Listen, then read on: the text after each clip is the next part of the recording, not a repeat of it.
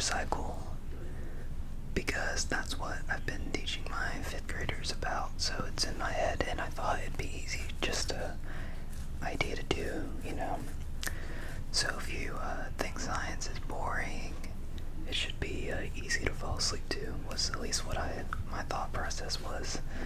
So also try your best to ignore the background noise.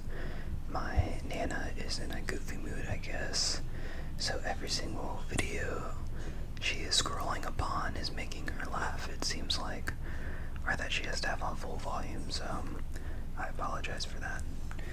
But I guess we can start. So I'm gonna try to write on this piece of paper, but I know sometimes like it gets flipped around, so hopefully I do this right for you guys so it's not backwards the whole time, but if it is, then I'm sorry. But alright, let's start with the water cycle. So we're gonna start with the ocean.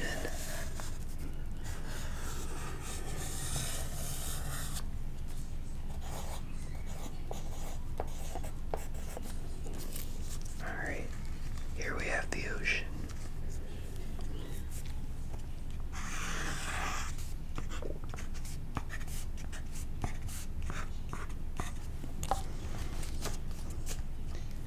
Alright, we got the ocean, and then up here we have the sun.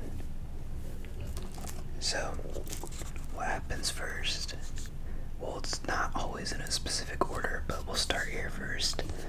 Sorry about that, is that the heat from the sun starts warming up the water in the ocean, and whenever water starts heating up, it can change the state of matter and go from a liquid to a gas. And we call going from a liquid to a gas evaporation.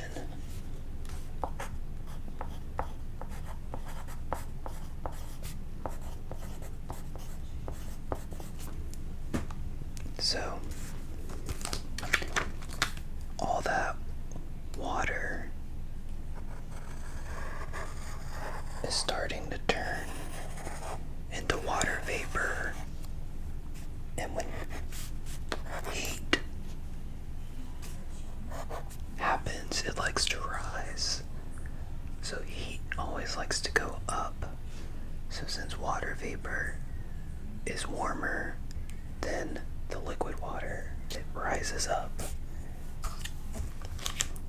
And then once it's up here, it starts cooling down and condensing into clouds, because up here we got a lot of cool air.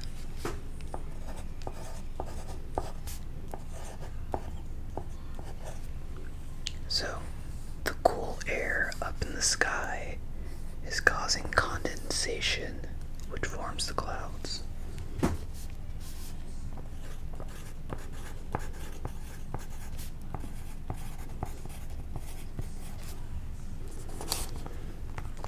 Alright, so the sun first gave heat to the ocean, which caused the water to go from a liquid to a gas, water vapor, which once it reached the cool air, started condensing into clouds. And then once these clouds start condensing enough, what comes down is rain.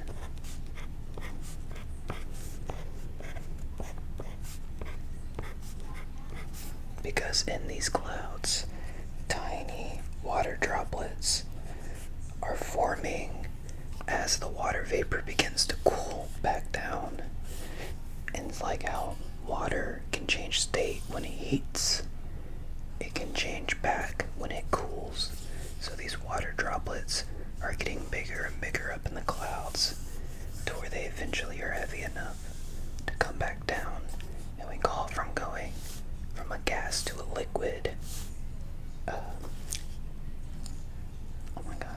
condensation layer here. Sorry, excuse me. And then once it comes out of the clouds, it is precipitation.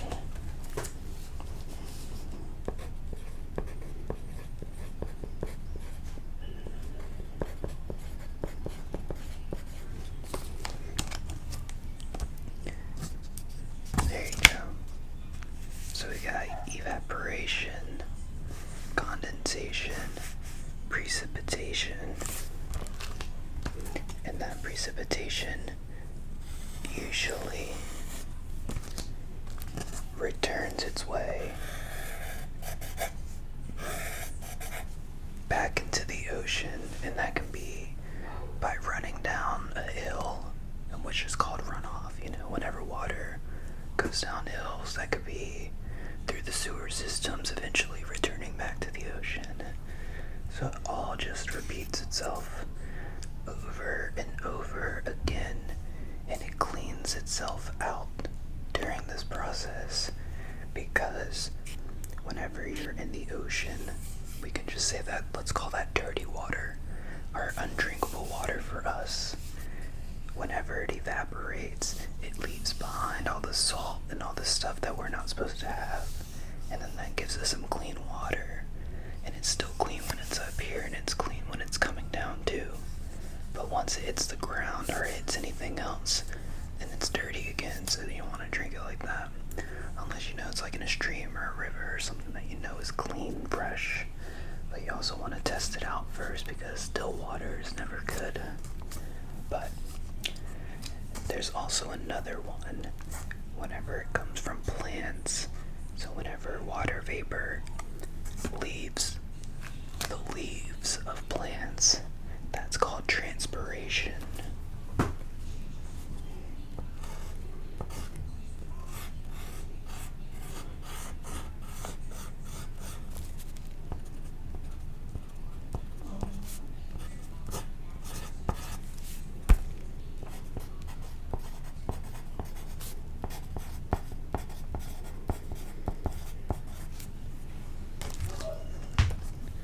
So that's my little palm tree, and that's water vapor evaporating from the leaves, but it's called transpiration since it's coming from leaves instead of from a body of water.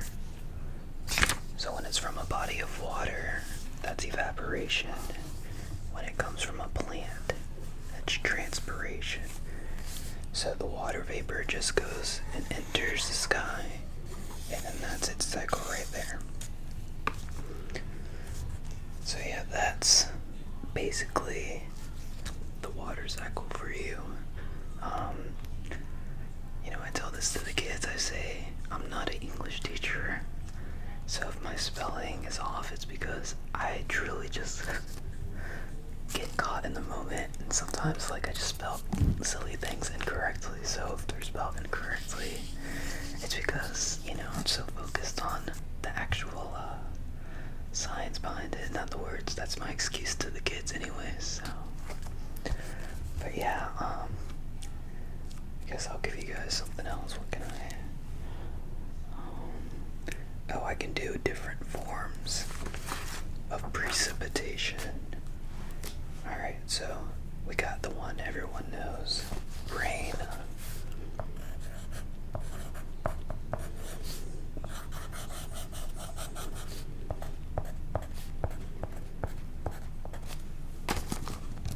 We got our rain. And then another one everyone is familiar with is your snow. So rain, snow. Another one that we have is sleet, which I represent by using the raindrop symbols and the snowflake symbols and just combine them, because sleet is kind of like a mixture, but we'll get to that. And then last but not least, we have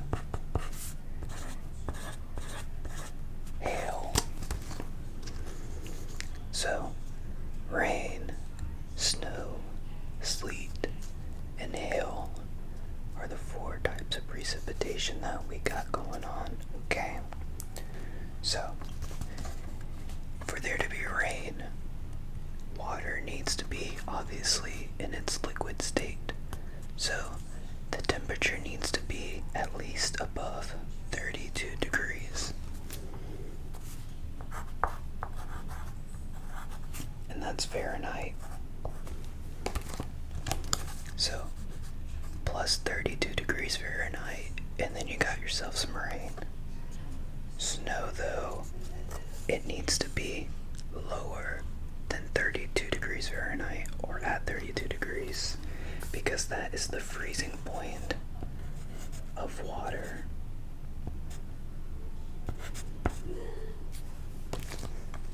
So that's less than 32 degrees.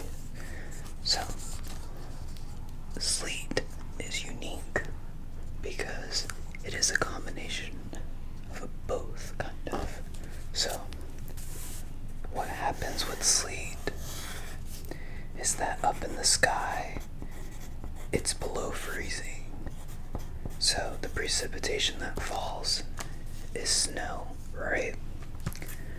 But then that snow reaches a warm pocket of air that's not yet at the ground. It's like halfway in between the sky and the ground, let's say. So let's say that's the clouds, that's like the middle, and that's the ground down here. So the snow's coming down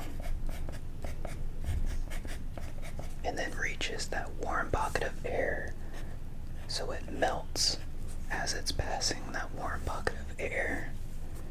But then down at the ground, it's still lower than 32 degrees.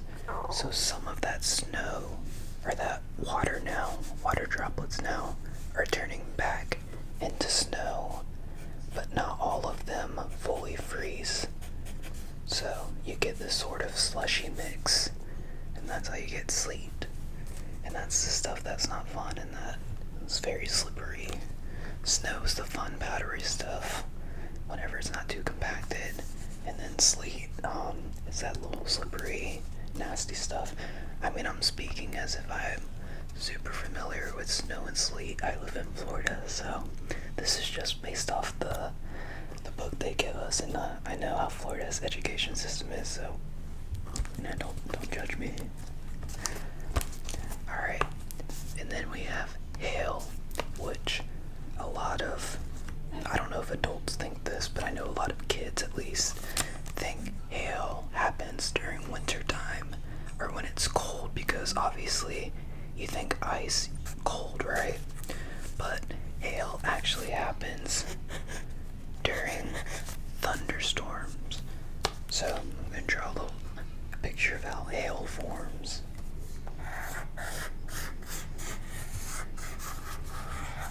So here we have a cloud up in the sky, and it's really, really cold up there, right? At the top of our cloud. So at the top of our cloud, it's cold. And then at the bottom of our cloud, it's a little warmer. So it's colder at the top, warmer at the bottom. When our hail is at the top, so it's ice because it's cold, it starts getting heavy. It starts moving down to the bottom of the cloud. But then it turns into a water droplet because it reaches the warmer part of the cloud and melts back into a water droplet. But it's not heavy enough to fall out of the cloud. And as you know, heat likes to move up. So since the water droplet is warmer, it wants to go back up to the cooler part, where it then gets frozen back into an even bigger hailstone. And then guess what? The hailstone starts getting heavy, makes its way back down, but then melts again as a bigger raindrop, but doesn't quite make it out of the cloud yet because it's not heavy enough.